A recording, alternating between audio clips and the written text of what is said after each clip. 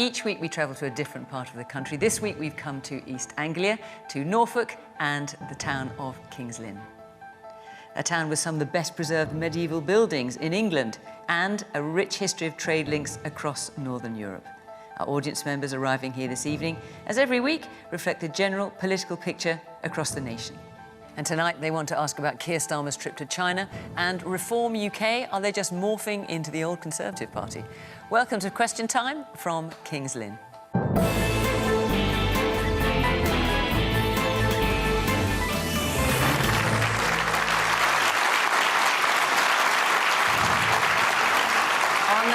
From the government, the Scottish Secretary Douglas Alexander, a key figure in the governments of Tony Blair, Gordon Brown and now Keir Starmer. He says we're living through serious times, but with serious leadership in Downing Street.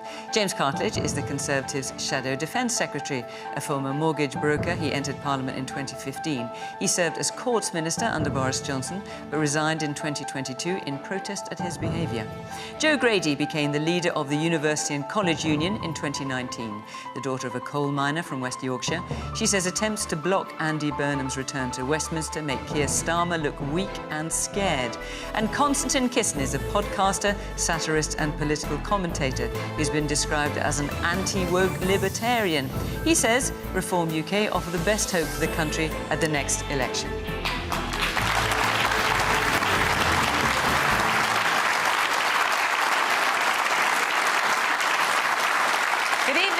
Welcome to our panel, welcome to our audience here in King's Lynn. Very nice to see you all. Thank you for coming along. And of course, welcome to you at home. Join in the conversation, always pretty lively on social media, or just sit back and watch the programme. Right, let's get started with our first question, which is from Steve Dolby. Who should Keir Starmer prioritise cozying up to? Donald Trump or Xi Jinping? Of course, Keir Starmer currently on a visit to Beijing. Cozying up, as you put it. He might not put it that way, to Xi Jinping. James? Well, look, I think that for me the key thing about the visit to China is just look at the reality of what's actually happened this week. We've learned that China has been providing Russia with the means to develop the Orezhnik missile. This is a hypersonic, nuclear-capable missile that could hit Europe and hit ourselves. It's a very serious threat.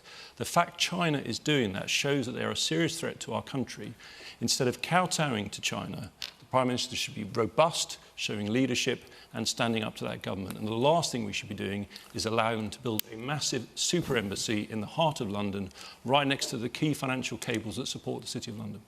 So China is the UK's third or fourth, depending on where you get information from, largest trading partner. We export £45 billion worth of goods to China. Should we just not talk to them? Well, obviously, we do have an economic relationship with China. That is a fact.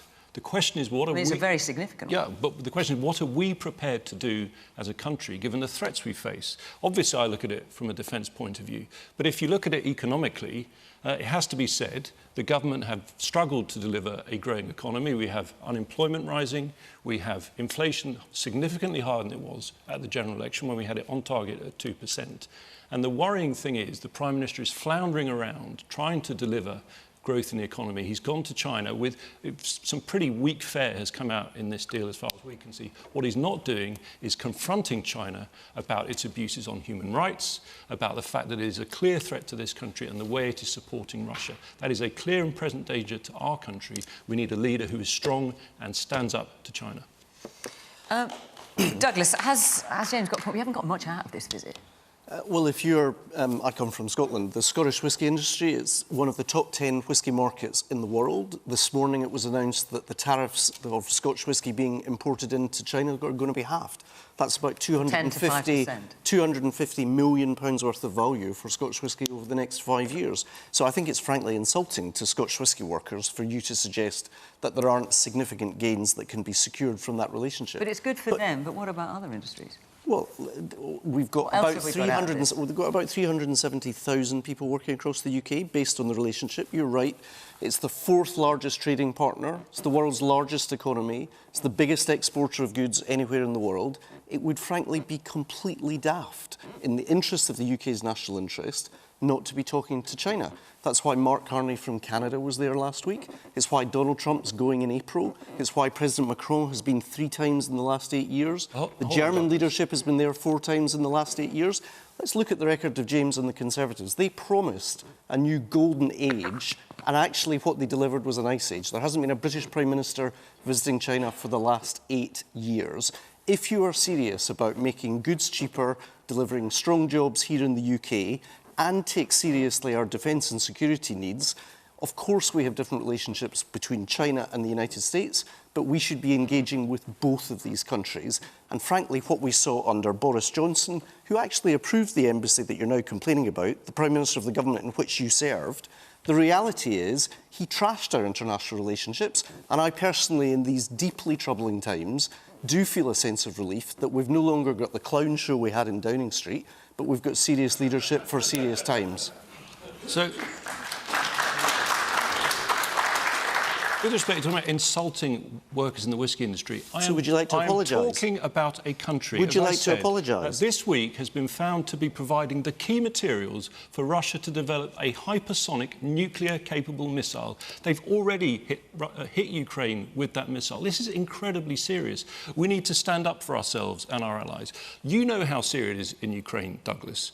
We need to confront China. We need to stand up to them. And it starts with... Well, what do you... Are you saying don't talk to the Chinese? Let's talk about the embassy. Are you saying don't talk to the Chinese? You've had your answer, Douglas. I'm asking you a question. You said about the embassy and about Boris. When Boris approved China having an embassy, of course China's going to have an embassy. We didn't know they were going to have these so-called dark rooms down in the basement. So let's talk about the embassy. Let's talk briefly about the embassy, and then let me bring the audience in. Right now, they got China their hands has up. 7 buildings in London from which it runs its diplomatic service. If you talk to MI5 or MI6, they would prefer China to be in 1 building rather than 7 buildings. And as far as the cables you're concerned, again, please don't insult MI5 and MI6, who have been very clear that there are mitigation measures that can be taken in relation to this particular site. Let's hear from our audience. Yes, woman there in the grey top. We're a small country, I think we'll all acknowledge that. And I think there has come a time where we do need to look at what superpower we're going to essentially look at. You know, I think I'd rather be looking at China right now than I would America. At least China, we know what's going on with them. America, it seems like Trump especially, every day something wacky comes out, you know, whether that's buying Greenland or the stuff happening with ICE. So personally, I'd much rather be in China's bed at the moment than America's. No, blue sweater. James, your central point is that China's making some components that are being used in Russian munitions. How many Western-made components are also being found in Russian munitions in Ukraine? Right. Yes, briefly. I am incredibly proud of the way that in government we provided Ukraine key weapons which helped them to defy the Russian invasion. But do you want to answer his question? We did not supply the Russian side. Let's be absolutely clear about that. We provided them with anti-tank weapons. That helped stop that first column, which was heading for Kyiv early in the war. If it had got there, we would have been in an absolutely terrible situation. So I'm proud of what we did. And what it shows is what happens when countries are strong. And yes, we may be, nowadays, less powerful than we were, but we can punch above our weight. And in my view, there's a big difference between China and the US. China is a dictatorship. The US is a democracy. It remains our closest. It remains our closest military ally, and we need to stand closely with them because the threats we face are very serious, and China is at the heart of it. Konstantin, so Steve's question is a kind of either-or, Donald Trump or China. Is that how you see it? No, if we were a serious country, we'd be cozying up to everybody. It doesn't mean we would go into with our eyes closed and ignore the fact that China is a communist dictatorship. But we are going to trade with China. We're going to trade with other countries in the world. And by the way, on the spying point, all the major powers in the world spy on each other. Part of the thing. We should just get better at spying and defending ourselves against Chinese spying. That's my view. But in terms of what we're actually, let's just talk about what we're actually talking about here. The reason we're having this conversation is, of course, the American administration went to Davos and said something that many sensible people across Europe have been saying for a very long time, which is that Europe and Britain, unfortunately, are engaged in the process of what they call civilizational erasure. We are making ourselves weaker. We are making ourselves militarily weaker. We're making ourselves poorer. We are at a point in this country very close to the point where we can't produce our own steel anymore, virgin steel, which you kind of need if you're going to have a military and if you're going to contribute to things like the war in Ukraine. And what happened is European and some British British leaders got their knickers in a twist about that fair, if undiplomatically stated criticism, and they decided to run to communist China because President Trump really offended them. This is such, I mean, I have seen more grown-up behavior in a nursery. It's absurd. The United States is the most powerful country in the world. We speak the same language. We share a culture. We share a history. We share an ethnicity, for God's sake. We watch each other's TV shows. We listen to each other's music. We watch each other's stand-up comedy. We are connected. These are the most powerful allies we could possibly have. And all they're saying to us and to Europe is be better allies, be stronger, be more self-reliant, produce our own energy. That is what we should be doing, instead of worrying about which superpower we're going to be a lapdog to. Joan, do you think Konstantin's got a point? I mean, I think that if we're wanting to know what Keir Starmer's motivations are, it should be the British public. I think that the natural, or at least historical in recent years, world order of where our allies are around the globe has completely shifted. And to some extent, it's completely shifted because we've got an absolute lunatic in the White House.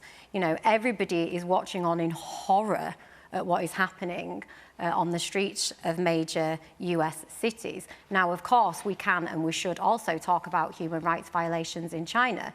The two are not incompatible. And let me tell you a quick story. So I represent people who work in colleges, universities, adult education. The university in Sheffield, Sheffield Hallam, had a really important research project that was looking at supply chains in China.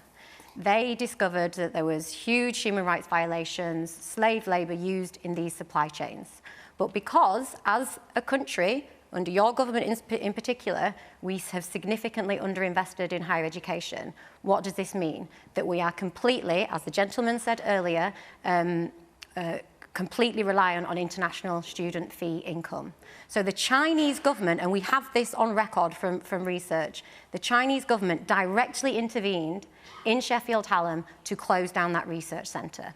And they said that if you don't, we will not supply students to your university and you will financially suffer a penalty. So I think it's really important that as a country, we find a way to get ourselves off the hook to all manner of foreign interference, not just China. I think the extent to which we are complying and not criticising the US in this moment because of our over-reliance on our traditional relationship with the US is also a problem. So if we want Keir Starmer to be cozying up to anyone, it is us, the British public. It is investing in the things that we think are important, our education system, our NHS. We should have had, if you look at Norway, they are the trust fund brat of Europe because they kept their North Sea oil money. We sold ours, we privatised it. We've done the same with our national utilities. That is the biggest problem that we have. We are not self-sufficient because for years and years, we have not invested in our country.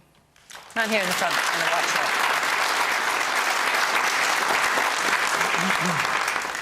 Is that not an argument, perhaps, that rather than cozying up with one power in particular or another, that we could look to strengthen ties with the superpower on the continent, the European Union? So that's exactly what we're doing. That's why we had the UK-EU summit last year. It's why in higher education we've rejoined the Erasmus Plus scheme to allow British and European students to be able to live, work and study in their respective countries. It's also why, frankly, we had to repair the damage. It wasn't a cheap point, it's just a statement of fact that under Boris Johnson and our predecessors, they trashed our relationship with Europe. Remember, it was Liz Truss who was asked, is Emmanuel Macron, the President of France, a friend or a foe? And she couldn't answer the question. So there's been a huge amount of careful, diligent diplomatic work done to rebuild our relationship with Europe. We're going to have annual summits every year with the European Union because you're right, it's really important we trade with China. China's our fourth largest trading partner, but geography still matters in trade. And actually the closest large trading bloc is not the United States with 18% of the trade, but the European Union with more than 38% of our trade across the United Kingdom. Yes, except Europe is declining. Well, Europe is now listen, something like 9% of the world's GDP. I'm not anti-Europe. I think we should have a positive relationship Do you with accept Europe. geography matters in terms of trade? Of course geography matters. What I'm saying is that market is and declining. largest power economically is the European Union. Yes, That might be ideologically inconvenient, but it's a fact Why of is it geography. ideology? I voted Remain at the referendum. Stop arguing about ideology. It's a matter of fact. Europe is declining as a market. The United States is the most powerful country in the world. We have to be allied with them. That doesn't mean we have to be nasty to the Europeans, although I wouldn't mind if they didn't send us so many boats with illegal immigrants on them. So one of the deals that we've done in China, incidentally, is to deal with components for engines that are being used to bring people across the channel illegally. That strikes me as categorically in the British national interest. The woman with the glasses and the black top, yeah. Yeah, I was just going to agree and say, you know, we don't just have to look at China or the US. I think we just have to say that it's neither of those, but we need to strengthen Europe, but also Canada. You know, Mark Carney was the only one that actually spoke sense and actually talked about the middle powers, and we need to bring the middle powers together. And only by doing that, we actually have a show of strength. Man further behind you in the white top. When it comes to cozying up, I think that was the original question. My cousin who lives in Florida texted me tonight because I was talking about coming on the show, and she said she thought the election was about the super rich, not blowing up the world and killing our own people. What, the election in the States? Yes. Right, OK, so she's not happy with the way it's turned out. A man here in the front. General consensus appears to be that Mr. Trump is not a very good man and he's a bit deluded. But there's a lot of Americans, actually, who still believe he's the right man for the job. I'd say, in America, that's not necessarily the general consensus at all. Well, I've got a brother who lives there. He's not a fan of Donald Trump, but to be fair, and he said he probably won't get in again. But there's a large amount of people who still believe that Donald Trump is the man to take charge and run their country. And do you think Keir Starmer is right to go to China? I mean, obviously... Do I think that... Keir Starmer is right to go to China this week? I think that we have to have allegiances with everybody, but we have to be wary of where those allegiances lie and what those allegiances are capable of. OK, man there with a grey shirt and a black T-shirt. That's it. Yeah, no matter what you think your opinions are on Donald Trump, he is still one of the biggest leaders in this world. You know, you could say he's a Looney Tune, lunatic, whatever. He is still the president of one of the biggest countries in this world. So I believe that we should be treating him with respect no matter his opinion, as much as the person, you know, the president of China as well. And the scenes that we've seen in Minneapolis these last few days? What's your response to those? Well, I haven't really seen much about... I have seen a lot about it. My opinions on it are my opinions on that. But, you know, it's a force that government in America have brought in, and it's up for the American... You know, the White House to react to the scenes they've seen in there. OK. All right, let's move on. I'm going to take another question. But before I do, I just want to tell you where we are next week, which is Dorking. And the week after that, we're off to Bristol. So if you live in or close to either of those areas, Dorking or Bristol, and you'd like to come and put your opinions to our panel here, go to the Question Time website, follow the instructions, and we will see you there. Right, our next question is from Simon. Simon Nobbs, where are you sitting? There you are. Off you go. Yes. How can anyone think Reform are a party of change when they only appear to be a care home for old Tories? Well, I think it's clear where you stand on the issue, Simon. Konstantin, care home for old Tories. Well, it's interesting. You introduced me as a Reform supporter, which I'm not. I was asked a question about which party seems to be looking to address the issues that I care about. That is, of all the parties on offer, Reform is doing more of that at the moment. I was just quoting you, actually, Konstantin, saying you said they offer the best hope for the country in the next election. I've never said that. I've never said that. It's not to say I disagree with it, but we're so far away from the next election. How can you know which party offers the best hope? They are talking about the issues that are important. They're talking about net zero. They're talking about economic stagnation. They have a sensible understanding of the transatlantic relationship. I'm in favor of all that. If Keir Starmer comes out as being pro-dealing with illegal immigration, which he isn't, if he comes out against net zero, which he isn't, I will vote for him in a heartbeat, and I will vote for any other party. I'm not a party person. I care about the country. Now, as to your question, I think you're talking, of course, about the defections from the Conservatives to Reform. Have Reform had a good transfer window, essentially, is your question. Mixed bag. You know, they've signed a couple of duds, in my opinion. They've also got a couple of... Well, let's, you know... Come on, Konstantin. I mean, listen, if we've learned anything so far, we're only 50 minutes in, is you don't hold back. I do not hold back. Come on. Look, who are you talking about? Not the last time, the penultimate time, previous time, or whatever, the 2 times before I was on Question Time, I remember arguing with Jake Berry, who was then a Conservative minister, who was telling me that net zero is brilliant and wonderful. He's now a member of Reform, which doesn't make a lot of sense to me. However, if you look at Suella Braverman and Robert Jenrick, we had Robert Jenrick on my show yesterday, that episode will go out on Sunday. Very impressive people in many ways. And Suella Braverman and Robert Jenrick are people who resigned or were forced out from the Conservative government as ministers precisely for trying to do the sorts of things that Reform voters want, particularly dealing with illegal immigration and mass immigration. They were forced out. I mean, Suella Braverman, when she was on our show, said, you know, I said to her, it must have been the civil service that hampered you in this process. She said it was not the civil service, it was Rishi Sunak. So what happened under the Conservative government is they have a portion of the current Conservative party who are people who are very compatible with Reform. They are all going to move over to Reform, and Reform have to take them in because they have to salvage what they can from the corpse of the Conservative Party to be able to win the next election. You happy with all those defections? Well, I think let's get to the substance of this. Right? The biggest issue for the country at the moment is the economy. You know, people are feeling the pinch from the cost of living. It's a big challenge. Unemployment is now rising, has been every month since the general election. And you know, yes, they've defected to Reform. Reform is a party which, like all the others except the Conservatives, is currently pushing for more welfare spending. I actually think this is pretty much the most serious domestic issue. We're having a huge increase in the welfare budget.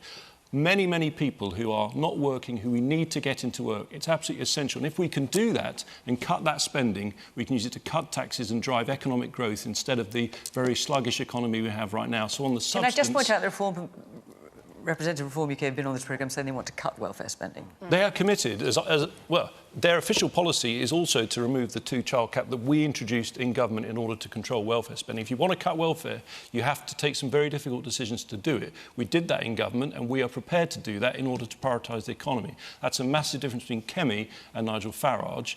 So whatever people do, defecting, etc., to me it's the substance that matters, delivering for the public, delivering a stronger economy, and that is the positive agenda that Kemi has been setting out. You cannot be happy seeing this trail of disaffected Tory MPs slagging off the Conservatives like there's no tomorrow, saying that you haven't got a hope in hell of winning the next election.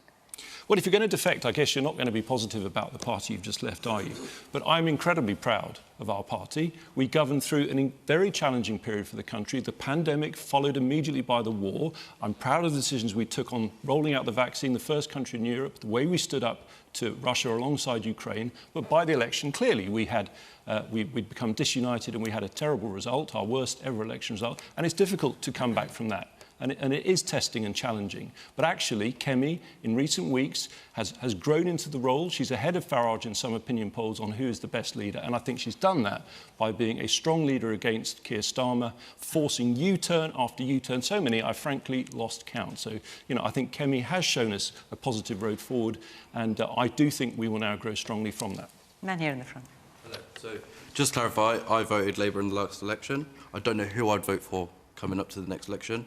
Probably wouldn't vote Labour again, but in response to Tories going over to Reform, they're watering down the party. Honestly, that's why I believe. I think they're going to bust in. They've had 14 years to change this country, and now they're deflecting to Reform to change the country. They had enough time to do it on themselves. Now, whether Reform's got the answers, I don't know. I have to see when it comes closer to the time who's saying what. They'll all change their positions. I'm sure Keir Starmer will start doing a lot of positive things to try and get us all on side as it gets closer. But let's not forget, he was freezing the pensioners, and that's what seems to be thrown about and everything like that. So, yeah, I think the Tories are going to water down Reform, maybe as a subservice sort of thing, maybe to make sure they don't really get anywhere. But to be fair, I don't trust any of the parties whatsoever as far as that goes for all of them. Right, well, you heard it here, gentlemen. Man there in the blue shirt. Let them go, because it's about time the Tories woke up and smelt the coffee and realised that they've got to recapture the centre ground. You've got rid of all the people that I liked, the Ken Clarks and the Rory Stewarts. They're the people that I had respect for. I mean, it doesn't sound like Kemi's minded to go that way. I know, but they're stupid until they realise that that's what they've got to do if they ever want to get back into power. Because, you know, those One Nation Tories, you know, they were the heart of the Tory party, They've gone, and now I don't recognise that party any longer.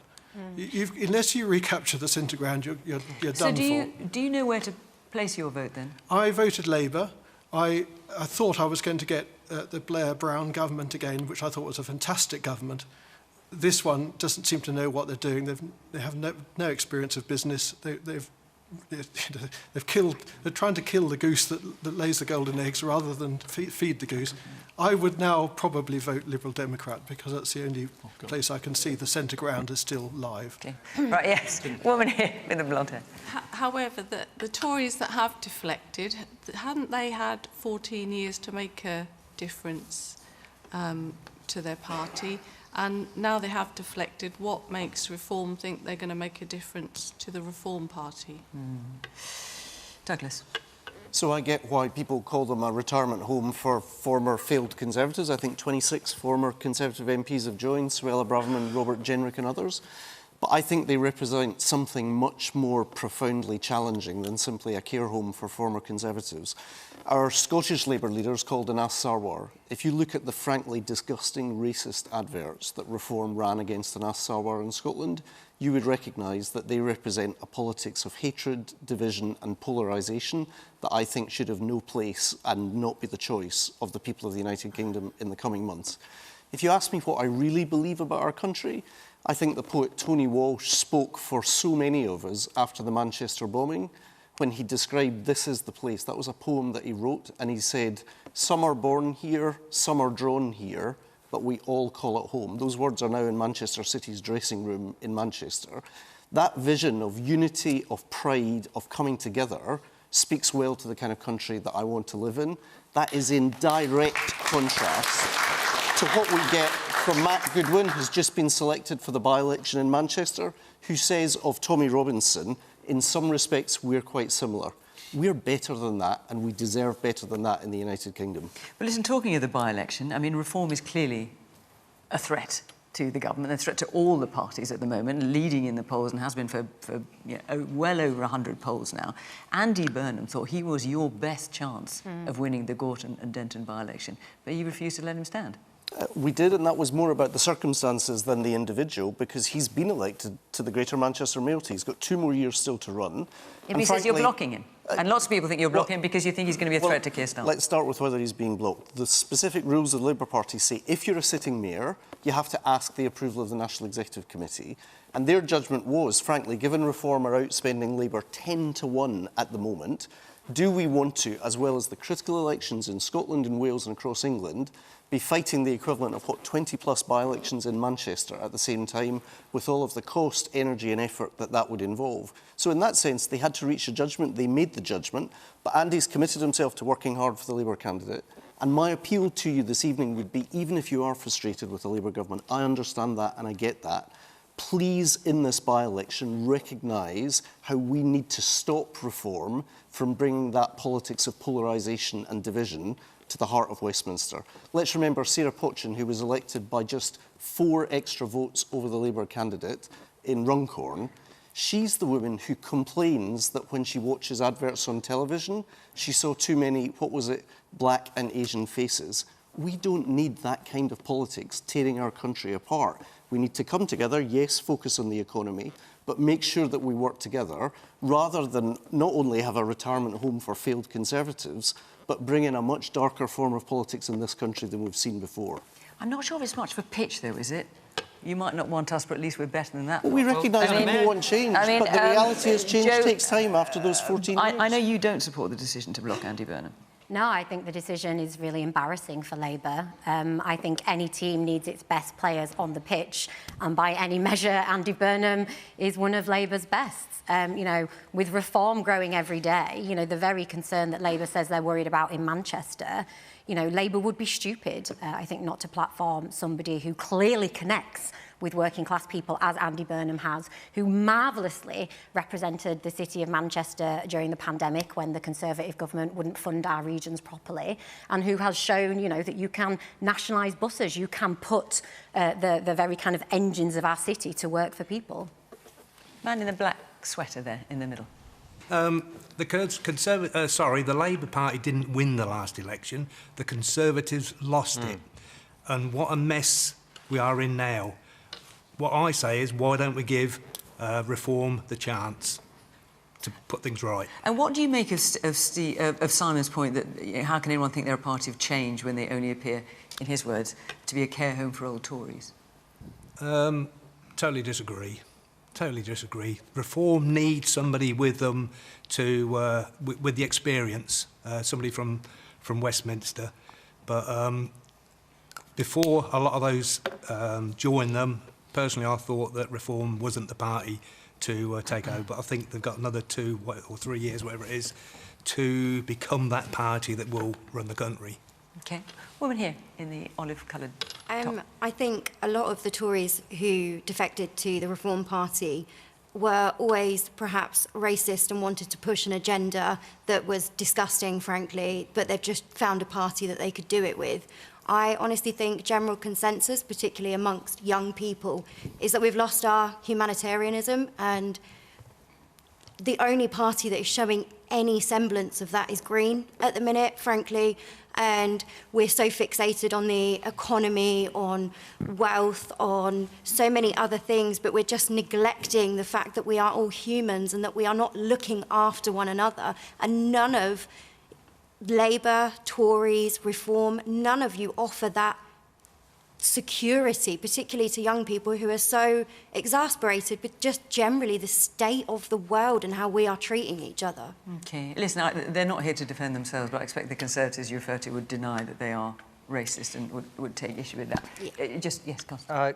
Can I make just a couple of points? First of all, the gentleman mentioned that the Conservative Party need to tend to the centre ground. They tended very well to the centre ground, which is why they got thrashed in the last election, losing millions of votes to Reform and millions more votes to people who simply didn't come out and vote at all. So Rory Stewart is not going to save the Conservative Party, I'm afraid. As for, I'm not in the business of giving the Labour Party free advice, but I will give some. And perhaps as an immigrant myself and someone who voted Remain at the referendum, I can say this without being shouted down. The attempt to paint your political opponents as being intolerant and bigoted is something that never worked, but people tried it around the referendum. You called half the country racist, that didn't work. Then you called people racist again, that didn't work. The Reform Party, like every other party, has a mixture of people within it. It has a man in it at a senior position called Zia Youssef. Their candidate for the mayor of London is a Muslim. I mean, what are you talking about? All of this politics of division that you talk about is what you did to this country. Let me finish. This is what you did to this country. Under your government, under the Blair government, you brought more people into this country in 10 years than had come between 1066 and the Battle of Hastings and 1950. You brought more people into this country in 10 years than had come in a millennium. And then the Conservative government came in and repeated this and went further. When I came to Britain in 1996, 55,000 people a year net came to this country legally. Today, that is the number of people who come here illegally every year. That is what you've done to this country. So when you talk about the politics of polarization, you did this to this country, you created it, and you're going to reap the whirlwind of the next election. Let me answer you, Konstantin.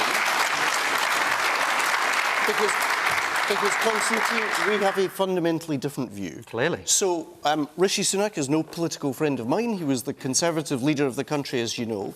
When Fraser Nelson put it to you that Rishi Sunak is absolutely English, I said he's what British. did you reply? I said he's British. You said he's a brown Hindu. No, that's not what I said. I said English? He's British. I said he's How British, is he English? just like me. I'm not English. Those are the either. words you used. What I said we is can hear the code. There's a difference between a British. brown Hindu. May I you be should allowed to say ashamed what of I said? yourself. There's a difference between saying you're English and you're British. I am British. My children born in this country are not English, but they're British, and that is the distinction I made. So Rishi Sunak is not English? No, I don't think he is. I think he's British. He's a I respectfully disagree. If you live here if you actually listen and you're to the Prime Minister, if you listen to Rishi English. Sunak himself, he said prior to being elected as Prime Minister that he identifies as a British Indian. I can hear the code. So I'm quoting him. Well, you've clearly got a different What's his ability. colour got to do with it? It's not about his colour. You He said himself brown Hindu. Yes, he's a British brown Indian. Hindu. Yes, he's a British Indian. So why did you mention his colour? I'm glad you came here with prepared sound Why bites, did you but they mention, don't work anymore. Why This is did the you point mention his colour? Because I'm trying to make the point that he's a British Indian, which is what he is, just like I'm of Russian descent in this country and I'm British. It's a very simple point. I can read the code. well done. I'm reading going code to that move doesn't on, take exist. another question. Can I say something Very, on very this, quickly, though? Joan. Because, you know, normally when you get a sequel, it's because people really liked the first version, right, with Reform and the Tories. We're not getting that. And for me, and I think for a lot of working people and people who want to see a progressive country, kind of swapping out one group of privatisation hungry suits for another isn't going to cut it.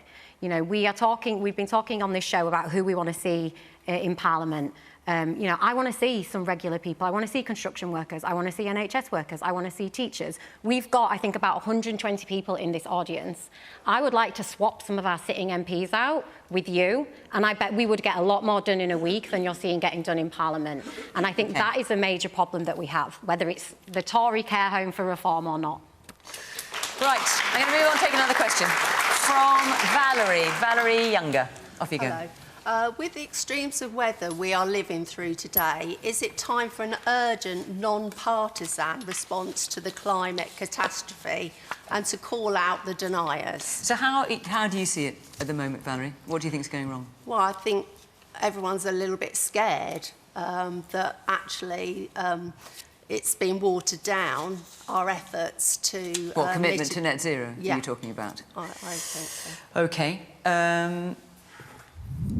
Douglas, an urgent and non-partisan response. I mean, Labour's committed to net zero by 2050. Yes, and historically there has been a bipartisan consensus, and I think that's something of which the country should be proud. I take a pretty basic view of this. If you deny climate change, you're not disagreeing with political opponents. You're trying to disagree with physics, chemistry and biology. Science is a pretty unforgiving judge of this, and if you look at what we're doing in terms of global surface temperature rises, we have no alternative but to be taking action. And that's why, frankly, I do think for all of James's talk about Kemi Badenoch, it's frankly irresponsible to imperil the cross-party consensus that has been put in place based on clear and unequivocal science. There may be votes in it, but the reality is, I don't think it does a service to the country when we know that there is not only scientific evidence of it, but actually huge economic opportunities if we're sensible and smart about it. We've been talking about China. Look at the amount of money that China has invested, not just in solar energy, in wind farms, but also battery technology for electrical cars. The truth is, there is huge economic opportunities if we manage this transition in a sensible way. So both for reasons of economic prosperity, but critically for reasons of recognising the science, we have to try and protect and maintain that cross-party consensus. And you were part of that cross-party consensus, James. Certainly in 2022, you supported net zero by 2050. What's changed? Because you don't anymore. Well, I mean, look, the first thing to say is when we're in government, our emissions were halved. Everyone who so why have you in this part changed of the your world, mind? That's what I don't understand. Because you were all for it, to the point and that, now you aren't. That Douglas made. Let me just respond to the point that Douglas made. Huge increase, massive increase in offshore wind in East Anglia, and huge progress in renewables. The problem is energy has now become so expensive. It is a particular challenge for our industry and our businesses. Our industry is not competitive because of the cost of industry, and that does include significant green levies. What Kemi has said, she has not said, hold on a minute, she's not said she's a climate denier.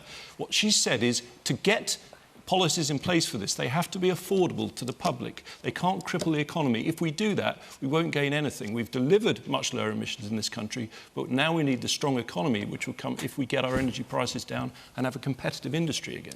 Woman at the very back with the glasses. Would it not be more affordable if we weren't paying bonuses to those people in charge of our electric and gas companies? Okay. And the man next to you, actually, you got your hand up as well. The reality of climate change is we've been heating up and cooling down for billions and billions of years. There's a wise old sage, David Bellamy, he quoted that and he got basically bunged out of television interviews and that because that was his view. Why don't we use up the resources and implement the wind power and all of the other things that we so desperately need? In a 200-year period, we've industrialised this country. Man won't be here forever, and we'll go back to the conversations about Trump and Putin and the Chinese guy.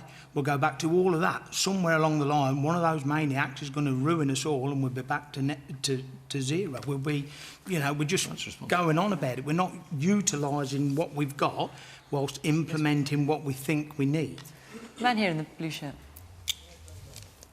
I think it's to try and present the problem as just so binary as go for the economy or go for the environment is not honest. I think we need to be realistic and say how much can we really influence in the world in terms of our net zero, but also we need to balance that in terms of not throttling the economy and going too far the other way. I think there's a lot of work we need to do in terms of energy infrastructure to make sure that those new wind farms and things can get connected to the grid properly. But I think we need to be realistic. We can't influence the world as much as places like China and India can. So do you support the government's efforts to reach net zero by 2050, broadly? I mean, it's such a difficult thing to say yes or no for something like that. Probably yes, but it's not as simple as just saying net zero bad or good. It needs to be reasonable and it needs to be controlled. It can't just be something that we cut off all fossil fuels and just expect it to carry on and not affect anyone badly. Konstantin. Can I just first of all ask Douglas and James, what percentage of global carbon emissions is Britain responsible for? Historically or in present Currently? terms? About 1%? About 1%. 1%. So if we reduce our carbon emissions to zero and destroy our economy even more than we already have, we will reduce global carbon emissions by 1%. That's what we're talking about. Now, that's what we're talking about, right? And the promise of net zero was, well, it doesn't matter that it's 1% because Britain is a global leader. We will inspire the world if we destroy our industry and hand it over to China, who's going to make the same things that we still need but dirtier, and then we ship them back here on ships that use the dirtiest fuel imaginable. If we do that, the Chinese will be inspired to commit industrial suicide as well. The Chinese clearly are not as stupid as our leaders, so they haven't committed industrial suicide. That is what net zero has done. We have the highest industrial electricity prices in the developed world. That means we basically cannot make anything in this country anymore. And we will not be able to make anything in this country anymore until we let go of this ridiculous idea that we will inspire other people to jump off a cliff like lemmings because we did. It doesn't work. It's not going to deliver prosperity. And James talks about we need a strong economy and we need net zero. Those two things are incompatible. You can't have both. So either you choose to make your people prosperous, or you choose to pursue. If that's not what you said, then forgive me. I thought what you said is we need both of those things, and I'm saying we can't have both of those things. We're going to have to abandon completely the idea of net zero. We can definitely continue to invest in new technology, and we should be pursuing newer, cleaner, cheaper forms of energy. But the number one priority of government policy going forward should be to deliver the cheapest possible, reliable, abundant energy that we can, so that A, our industry can thrive, and B, so that you are not paying ridiculous electricity and gas prices because we have some of the highest energy prices for consumers in the world as well. Net zero is industrial suicide, and we've been committing it for far too long, and it has to end. Jim.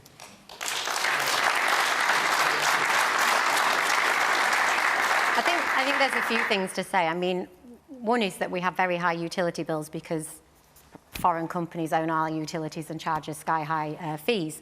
What I want to say about this particular topic is climate change is real, right? If you have lived in a flood area or you've been affected, you know that it's real. Extreme weather is real. As I say, this has huge consequences for us, but it's also having huge consequences globally. Over the last 10 years, there was 250 million people displaced because of extreme climate emergencies. As far as I'm concerned, I think we don't have to say that a strong economy is incompatible with actually trying to improve what we do to the environment. We know from research that we've done as a union that if we want to properly invest in our economy and to train people in the skills that we need for a green economy, we need £1.75 billion of investment. We need that to train people for 1700,000 jobs. So there are options that our government can take. We can start investing in education. We can start paying the people who deliver that education properly. We can build new industries for people to work in. At the minute, we are having this debate about it's one versus the other. We're having a debate that we can't afford to possibly do that. We can afford to do these things. We're one of the richest economies in the world. But our money is going to pay shareholders dividends to investors in foreign countries. And our government isn't investing properly in the sectors that we need to rebuild and restructure our economy to the things that we need. We can do all these things. We just need some ambition and some political belief in Westminster to do them. Man in the blue shirt with the glasses. supporters of net zero and saving the environment, why are they introducing a pay-per-mile scheme for electric vehicles, which is going to stop people from wanting to buy one, but also get rid of their electric ones and go for petrol or diesel? Because as many people have observed, we do need to sustain the taxation that pays for your schools, for your hospitals, or indeed for your roads. And the reality is, as we transition to electric vehicles, the revenue that previously came from petrol vehicles is going to come down. So it is appropriate that over time there's a transition in terms of taxation as well as in other areas. But the point that has been made more broadly is, are we going to negotiate our way to net zero, as Konstantin seems to suggest, out of charity or a sense of benign goodwill? The reality is we can compete our way to net zero. Why are the Chinese cornering the market in electric vehicles, in photovoltaic panels, in wind farms? Because they basically no, let me finish the point. Because they recognise, if you like, the 19th century was defined by coal, the 20th century by oil, the 21st century is going to be defined by electrics in terms of data centres and everything else. So it would be irresponsible economically for us not to be investing appropriately in this transition. And on energy prices, James, you talked earlier about Ukraine. The reality is wholesale gas prices in Europe are still about 75% higher than pre-Putin's invasion of Ukraine. So rather than making cheap points about net zero, recognise the geopolitics is still driving energy prices across Europe. With respect, and the gentleman right at the back said this, he said, why don't we make more of what we've got? The most insane policy of all is that we currently import oil and gas from countries like Norway, who are drilling them from a basin that we have denied ourselves access to. We've been importing oil and gas for decades, James. Why are you shutting down our production? The North Sea. These are our natural resources that we own as a country. We should make the most of them on the transition. No other country in the world would do that. It makes us poorer, and it doesn't reduce emissions because we just import that energy from elsewhere. So we need it for our economy and for our prosperity. So, James, first it's of all, a totally irresponsible the oil that's policy produced in the North Sea is sold into the global market, so it doesn't affect the global price of oil. Secondly, the reality is there has been changes made most recently in terms of tiebacks and the requirements that have been asked in terms of the North Sea. What you said but doesn't make any thirdly, sense. it is a fact that gas prices are about 75% higher. Do you accept You just that? said oil is sold into the global market, so it doesn't affect the global price. If we were producing it, there'd be more available, and that would affect the price, of course. But the key thing is, it's those jobs, many of them in Scotland, Douglas, and as you know, they're jobs we're turning our back on, and all we are doing is importing from elsewhere. And under your government, 70,000 very quick question. Very quick question, if I may. If this is a global issue, why do we have the highest industrial energy prices in the world?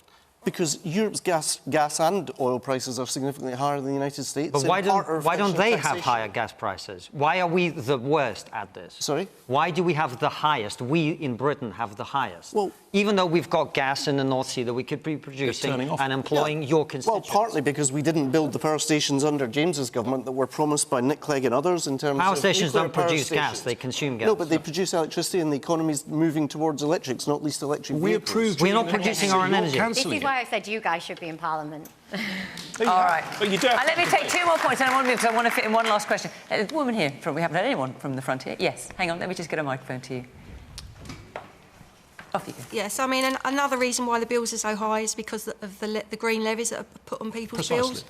And I didn't realise that until quite recently.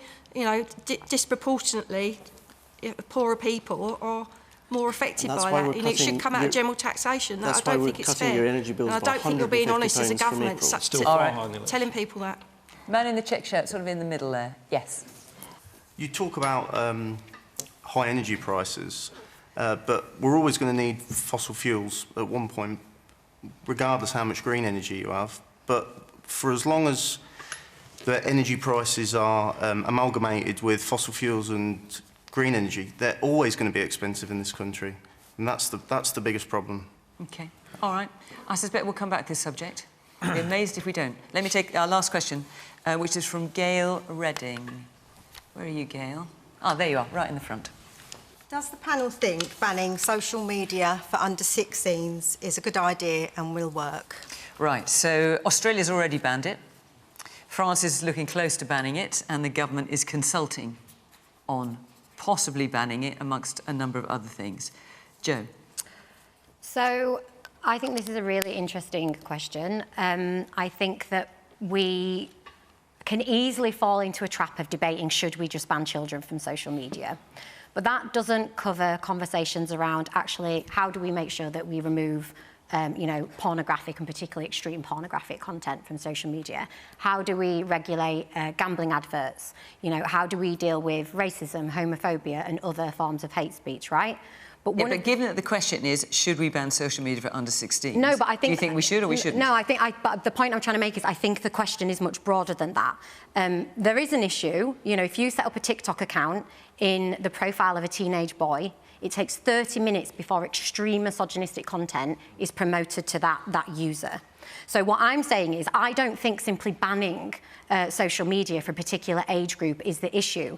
It is why do we have platforms that have become so unregulated, that are controlled by algorithms, that are determined to promote damaging content? And essentially in doing, we've handed over the regulation or lack of any regulation around what is appropriate to kind of billionaire oligarchs who buy social media platforms. That's the issue, and they are driving agendas. And I don't think it's as simple as just saying we ban it for a group, but there's a much bigger conversation around who is driving opinion, who is driving content, and why we have allowed these online spaces to become unregulated. And bear in mind, people are making money from this. Right? People upload this incredibly divisive and incredibly extreme content to monetize it. We saw Elon Musk severely playing politics in America, generating lots of money, driving opinion in certain ways. I think it's a much bigger question than just, do we ban under 16-year-olds? So, Douglas, presumably this is something the government is considering, because although you've got the Online Safety Act, Yep. I know you had some success with Grok in terms of its sort of new defined pictures and getting a row back on that. But I assume the government is looking at it because there's just so much of this stuff that Joe's talking about that actually the only way to try and sort it out may be simply just to ban it. So honestly, my sense is this conversation is happening pretty much everywhere in the country. It's happening around the kitchen table and in families and living rooms across the country. We had a conversation about it at the Cabinet on Tuesday morning. Without breaching Cabinet confidentiality, one of my colleagues said, if the content that arrives on a kid's phone was posted through the post and you could open up and look at it, would any of us as parents want our kids to see that? I think in addition to that very basic point, one of our real challenges is how do you parent effectively? We wouldn't leave our kids to wander about a strange city to meet an unknown stranger, and yet that's exactly what can happen with social media through their phones when they're sitting in their bedrooms. So I think we have a responsibility to look at this. Formally, we're having a consultation that will run for 3 months. The Prime Minister's already spoken to Prime Minister Albanese, where there's been a ban in Australia. But I would also pick up the point in terms of the algorithms. The truth is, it's an unfair fight between the human brain and these algorithms. They are literally designed to be addictive. And if you look at what they are promoting just now, there's a lot of talk about the attention economy. They grab our attention. With the development of AI, we're moving from the attention economy to the connection economy. You look at how many people are already using ChatGPT and other forms of AI for counselling for some of their deepest and more personal questions. I think we have a deep responsibility to act, because if you look at the coincidence of the use of smartphones, the rise of algorithms, and the explosion of mental health problems amongst our young people, I think there's a real-time experiment that is going pretty badly wrong right now, and governments, not just here in the UK, but right around the world, are trying to figure out how we can act and get this right. So my sense is the question is, how do we get this right? How do we make sure that those companies are regulated effectively? And how do we give our children their childhoods back? And I think that's something that you would expect us to be looking at. Man in the black top there. Yes, you got the microphone. So, in reference to you've discussed banning social media for under 16s, and you've touched on artificial intelligence, and we've seen in this month of January with XAI and Grok, and it's disgusting, frankly, undressing of women and the damage it's done in that regard. Do you think that there needs to be greater safeguards in relation to artificial intelligence? And in fact, do you think this ban should be extended to under 16s in regards to artificial intelligence? What, not allowing under 16s to access AI? Konstantin? on both things? I think actually, surprisingly, a lot of sense has been spoken on this so far. My wife has become, in relation to our son, a complete screen Nazi. He hasn't seen a tablet or a phone, and I don't think will for some time. How old is your son? My son is about to be 4, but I don't think he'll be seeing those things for ages. I'd be in favour of banning phones from schools. I think there's plenty of evidence now, as Douglas says, that this has been an experiment designed by addiction specialists that has been unleashed on vulnerable people, which is what all children are in that respect. I think the evidence is very clear that if you are a parent that takes a phone away from a child, they react as an addict would to having the drug withdrawn. That is the level of addiction it's causing. So I think it is a very serious issue. And by the way, I agree about, there's obviously terrible content that gets shown to people on all kinds of platforms, and that's an issue. But that isn't the only damage that's being done. Even when they're engaging with relatively innocuous content, the addictiveness of it, even when you're looking at normal things for 10 hours a day because you can't stop it, that's not a good thing. So absolutely, I would ban phones in schools, and I'd actually start there because of the impact that's having. And then social media, the issue with this is how do you implement it? Because then it means you have to get every single person to verify their identity, and there's privacy issues to do with that. And of course, globally, there are people who would have to verify their identity. If you're a freedom activist in Iran, you've got to submit your passport to Facebook or X, and now you get hacked, and now you get exposed. There's a lot to do with the implementation of this. But the broad thrust of it, absolutely ban phones from schools. And social media is not good for kids. We know that now, and we've got to be sensible about it. And what about this point about AI? Because you're taking it much broader, aren't you? Yeah, well, I don't know that... Look, children should be getting supervised internet access. It should be supervised. And I think the one thing I would say as well is we've discussed the failures of government all night tonight, and I don't think that's likely to change in the next couple of years. So as parents, I think what we should actually be doing is taking way more responsibility and saying, I, as a parent, am going to design the way that my children interact with the internet in a way that is going to be good for them, because they will need to. I mean, AI is a powerful tool, and they need to learn how to use it, not least because when we're older, they'll be able to show us what to do on the internet. So we need to have our children be able to use the technology, but I think there's such a thing as age appropriateness, and internet access has to be supervised for children under a certain age. I think it's a no-brainer, really. And this is where the Conservative Party is at now. Yeah, I mean, the question was, should social media be banned for under 16s? Our position is, yes, it should. Very simple, very straightforward. That's been Kevin's position. It wasn't originally the Prime Minister's. He has now announced this consultation, so hopefully there'll be another U-turn. But I think the thing is, there are just sometimes occasions when it really helps. I've had 4 children. It really helps for parents and for families to have that lead from central government. Because you're right, these algorithms, they are designed to create addiction, let's be honest. And what do you say, James? I mean, there are some online safety campaigners, there's charities like the NSPCC, for example, they're saying that a ban is the wrong solution, that actually it would push children to using online spaces that are even less safe. Do you have any truck with that argument? I mean, I see where they're coming from, and that would be a concern. But I think that, you have to start with the ban, to have that enforced. There are going to be other technological questions that come along with this. I think you're talking about what's called the dark web. Understood. So, you have to work with the companies, but ultimately there has to be a clear direction from the centre about what we think is the right thing to do. These are the children we're talking about. Our position is ban them from social media because it's harmful to them. Jay, I've got about 15 seconds left. I know you want to say Yeah, something. I just think this is kind of epitomising what I'm saying, which is an easy fix is to just ban under 16s. I think there's a much bigger discussion to be had about the dangers of the algorithm and what we see online. Right, well, I suspect we'll revisit this subject as well. It's something that's come up a number of times on Question Time. I know so many of you feel really strongly about it. We are out of time, I'm afraid. I just want to say here in King's Lynn, thank you to the panel. Thank you to our audience here. Thank you for all your contributions, your questions and your comments. And, of course, thank you to you at home for watching. Remember, we are in Dorking, and then we're in Bristol if you want to come and be part of our audience. But for now, from King's Lynn, from all of us here, bye-bye.